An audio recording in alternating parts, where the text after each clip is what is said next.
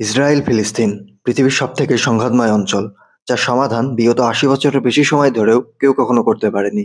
কিছুদিন যেতে না যেতেই এই দুই দেশের সংঘাতের খবর সামনে আসে, যার শিকার হয় সাধারণ অসহায় ফিলিস্তিনি। ঠিক কী কারণে, কবে এই সংঘাতের শুরু হয়েছিল, কেনই বা ২১ শতকের মাঝে এসেও এখনও এর সমাধান পাওয়া যায়নি, সমস্যার সূত্রপাতই বা কিভাবে হয়েছিল, সব বিস্তারিত থাকছে আজকের এই ভিডিওতে।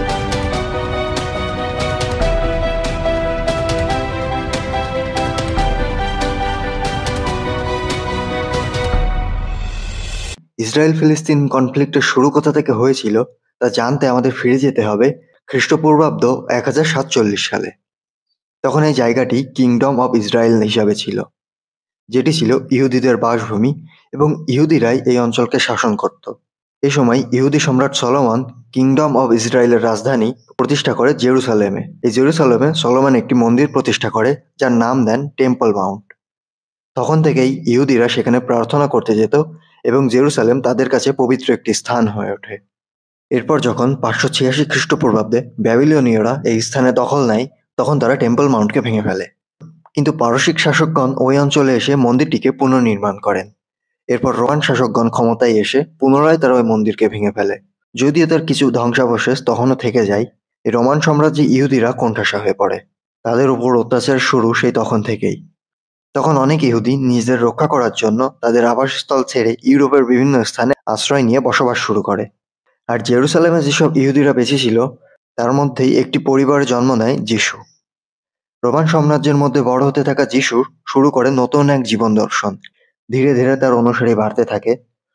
তার নতুন মত, নতুন পথে আকৃষ্ট হয়ে অনেক মানুষ তার সাথে আসতে থাকে। এভাবেই বিস্তার পেতে থাকে খ্রিস্ট ধর্ম।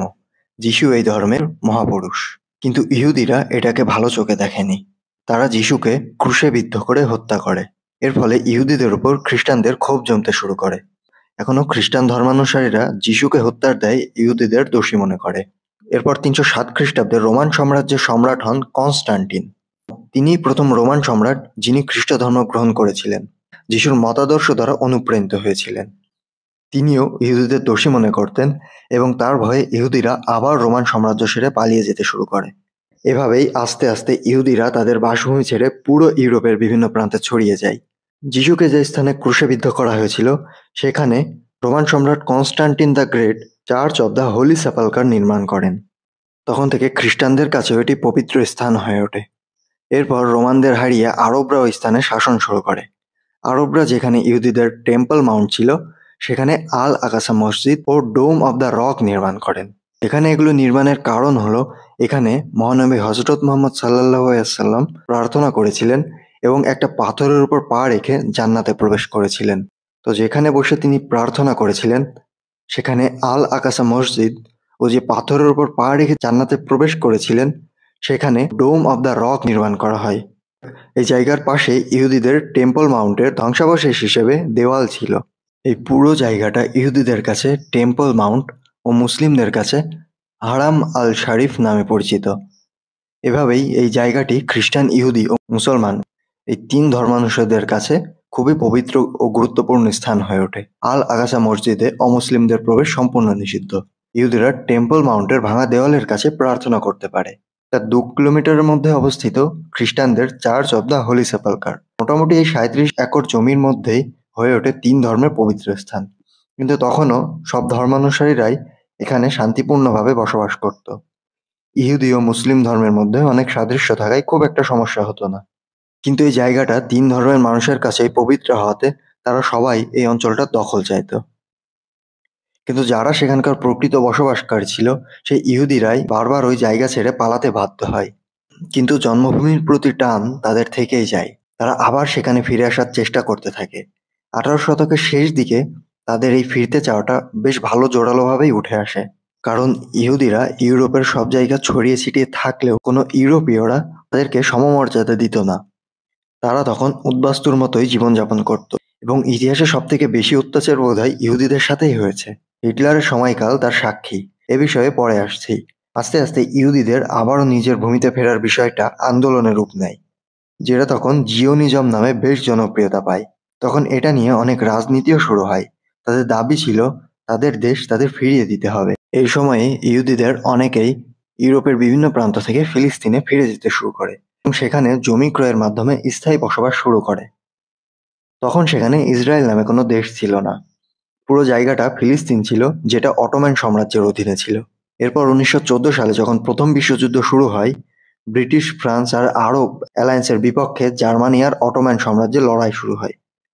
ঠিক তখনই ব্রিটিশরা তাদের চালটা চালে। আরবদের আগে থেকেই পুরো মুসলিমদের শাসন করার স্বপ্ন ছিল।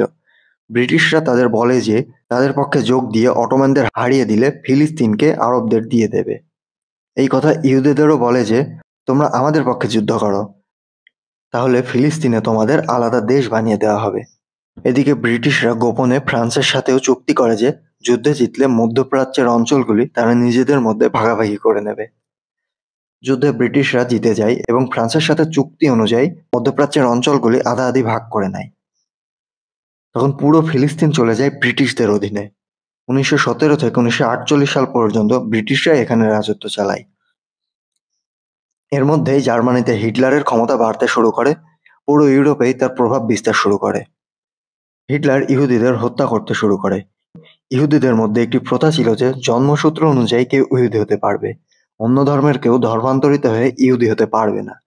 হিটলার তাই ভেবেছিল ইহুদিদের সবাইকে হত্যা করে ফেললে আর ইহুদি ধর্মের অস্তিত্বই থাকবে না। তখন ইহুদিরা প্রাণ ভয়ে আবার ফিলিস্তিনে ফিরে যেতে শুরু করে। সেটাই ছিল তাদের একমাত্র নিরাপদ জায়গা। ব্রিটিশরা প্রথমে এটা মেনে নিলেও পরে ইহুদিদের সেখানে আসতে বাধা দেয়। যদিও ব্রিটিশরা তাদের সাথে চুক্তি করেছিল যে তাদের আলাদা দেশ দেওয়া হবে, ইহুদিরা তখন ইসরায়েল রাষ্ট্রের দাবি শুরু করে। এদিকে ফিলিস্তিনিরাও তখন ব্রিটিশদের থেকে স্বাধীনতার দাবি শুরু করে। দুপক্ষের চাপে পড়ে ব্রিটিশরা তখন ওই অঞ্চল থেকে হাত তুলে পুরো ব্যাপারটা জাতিসংঘের হাতে তুলে দেয়। জাতিসংঘ তখন সবেমাত্র গঠিত হয়েছে। দ্বিতীয় বিশ্বযুদ্ধে যারা বিজয়ী তারাই জাতিসংঘের মূল চালক। 1947 সালে জাতিসংঘ একটি সিদ্ধান্তে আসে যে ইহুদি ও ফিলিস্তিন কে কতটুকু জায়গা পাবে নিজেদের দেশ হিসাবে। তারা ইহুদিদের 55% ও ফিলিস্তিনিদের 45% জমিতে নিজেদের দেশ স্থাপনের রায় দেয়। আর জেরুসালেম সব ধর্মের পবিত্র স্থান হওয়াতে সেটা জাতিসংঘের নিয়ন্ত্রণেই রাখে। জাতিসংঘের সমস্ত দেশ এই সিদ্ধান্তে সম্মতি জানালে আরব দেশগুলো এই রায়ে সম্মতি জানায় না। তো এই সিদ্ধান্তে ইহুদিরা অনেক খুশি হয়, কারণ হাজার বছর ধরে উদ্বাস্তু থাকার পরে তাদের নিজেরা একটা দেশ পাচ্ছে। তারা নিজেদের দেশের নাম রাখে ইসরায়েল। এভাবেই ইসরায়েল রাষ্ট্রের জন্ম হয়। কিন্তু এতে বাকি আরব দেশগুলো একটুও খুশি হয় না। ব্রিটিশরা ওই অঞ্চল ছাড়ার সাথে সাথে মুসলিম দেশগুলো সদ্য গঠিত ইসরায়েলের ওপর হামলা চালায়। এই যুদ্ধটা খুবই তাৎপর্যপূর্ণ ছিল, কারণ মিশর, ইরান, সৌদি আরব, ইয়েমেন, জর্ডান, লেবানন, সিরিয়া মিলে ছোট্ট ইসরায়েলের ওপর হামলা শুরু করে। সবাই ভেবেছিল আরব দেশগুলো সহজেই জিতে যাবে, কিন্তু সবাইকে অবাক করে দিয়ে ইসরায়েল এই যুদ্ধে জিতে যায়। ইসরায়েলের এই যুদ্ধ জয়ের পেছনের কারণ যদি ধরা হয়, তো কিছু বছর আগেই ইহুদিরা দেখেছে পুরো পৃথিবী তাদের কোন নজরে দেখে। হিটলার প্রায় 60 লক্ষ ইহুদিকে হত্যা করেছিল। ইহুদিরা ভেবেছিল এটা তাদের অস্তিত্বের লড়াই, তারা যদি আজ জিততে না পারে তাহলে কোনোদিনই তাদের অস্তিত্ব থাকবে না। ইসরায়েল এই যুদ্ধে সব আরব দেশকে পেছনে সরিয়ে দেয় এবং তাদের দেশের যেটুকু জায়গা ছিল তার থেকে অনেক বেশি জায়গা দখল করে নেয়। গাজা অঞ্চল তখন মিশরের দখলে চলে যায় এবং ওয়েস্ট ব্যাংক জর্ডানের দখলে যায়। ফলাফল এই দাঁড়ায় যে ফিলিস্তিন তখন নিজের দেশে নিজেরাই থাকার জন্য কোনো জায়গা পায় না।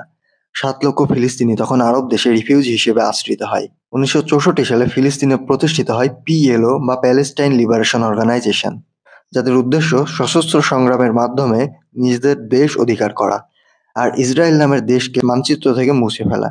এই কারণে আমেরিকা ও ইসরায়েল শুরুর দিকে পিএলওকে আতঙ্কবাদী সংগঠন বলে ঘোষণা দেয়।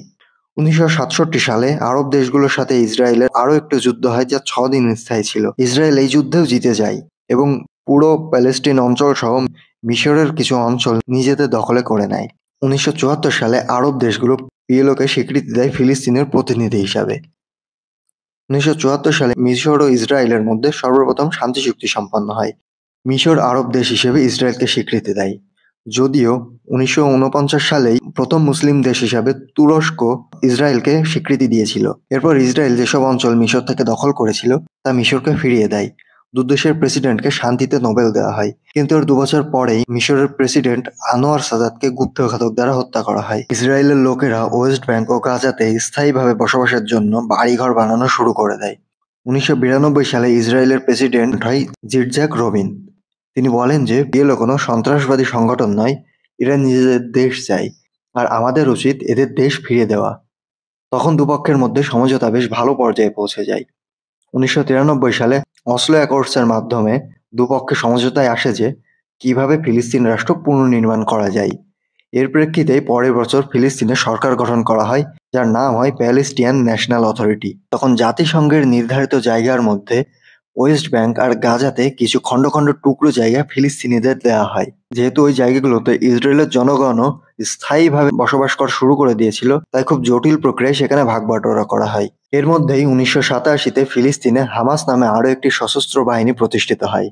তারা পিএলওকে দুর্বল মনে করত। হামাস এই ভাগবাটোয়ারা দেখে একটুও খুশি হয় না এবং তারা বলে যে ইসরায়েল নামে কোনো দেশই থাকা উচিত না, পুরো জায়গাটাই ফিলিস্তিন হবে। তারা পিএলও এর উল্টো পথে হাঁটা শুরু করে। ঠিক তখনই ইসরায়েলের কিছু কট্টরপন্থী সমর্থক দ্বারা ইসরায়েলের প্রেসিডেন্ট জিটজাক রবিনকে হত্যা করা হয়। এছাড়াও হামাস ইসরায়েলের মধ্যে আত্মঘাতী বোমা হামলা চালায়, যাতে ইসরায়েলের অনেক মানুষ, শিশু ও নারী মারা যায়। আর তখন থেকেই দুদেশের জনগণের মধ্যে ঘৃণা বিদ্বেষ ছড়িয়ে যেতে শুরু করে। ইসরায়েলের জনগণ নিজেদের নিরাপত্তা জোরদার করতে নিজেদের এরিয়া দেওয়াল দিয়ে ঘিরে দেয় এবং এতে ফিলিস্তিনিদের থাকা আরো কঠিন হয়ে যায়। ২০০৬ সালে পিএলওকে হারিয়ে ইলেকশন জিতে যায় হামাস। এর পরের বছর হামাস ও পিএলও, যার অন্য নাম ফাতা, এর মধ্যে একটি যুদ্ধ শুরু হয়। অর্থাৎ এতদিন যে দুটি দল নিজেদের দেশ অধিকারে লড়ছিল, তারা এখন নিজেদের মধ্যে ক্ষমতার লড়াই শুরু করে দেয়। দু দলের লোকেদের মধ্যে মারামারি হানাহানি বাড়তে থাকে, যা যুদ্ধের রূপ নেয়। তখন থেকেই ফিলিস্তিন দুভাগে বিভক্ত হয়ে যায়। গাজা অঞ্চল, যেটা চলে যায় হামাসের দখলে, এবং ওয়েস্ট ব্যাংক ফাতাহের দখলে চলে যায়। কিন্তু গাজা অঞ্চলে হামাস সন্ত্রাসবাদী দলের মতোই চালাতে থাকে, যেখানে ওয়েস্ট ব্যাংক শান্তিপূর্ণভাবে ফাতাহের দখলে থাকে। কিন্তু কিছু কট্টরবাদী ইসরায়েলি লোক ওয়েস্ট ব্যাংক দখল করে নিচ্ছিল, যাতে ফিলিস্তিনিদের থাকার জায়গা কমে যায়, এবং কিছু কট্টরপন্থী ফিলিস্তিনি তখনও দাবি করছিল ইসরায়েল নামে কোনো দেশই থাকবে না। এভাবেই এখনো বিবাদ, যুদ্ধ, সংঘাত চলমান। তো বন্ধুরা, তোমাদের কি মতামত? কিভাবে সমাধান করা যেত এই সমস্যাটার? জাতিসংঘ দু দেশের মধ্যে যে বন্টন করেছিল, সেটা মানে আরব দেশগুলো তখন যদি ইসরায়েলের উপর হামলা না করতো, তাহলে হয়তো এই বিবাদ সৃষ্টিই হতো না। অথবা জিটজাক রবিন ও ইয়াসির আরাফাত যে শান্তি চুক্তি করেছিল, সেটা যদি হামাস সহ বাকি সবাই মেনে নিত, তাহলেও হয়তো এই সমস্যার সমাধান হতো। কমেন্টে জানাও তোমাদের মতামত। আর ইসরায়েল ফিলিস্তিনের বর্তমান পরিস্থিতি সহ ইসরায়েল কিভাবে এত শক্তিশালী ও উন্নত টেকনোলজি সম্পন্ন দেশ হলো, তা নিয়ে পরবর্তী কোনো ভিডিওতে আলোচনা করা যাবে। ভিডিও ভালো লাগলে অবশ্যই লাইক করো, বন্ধুদের সাথে শেয়ার করো, এবং এরকম আরো অনেক ইনফরমেটিভ ভিডিও পেতে চ্যানেলটিকে সাবস্ক্রাইব করো। ধন্যবাদ।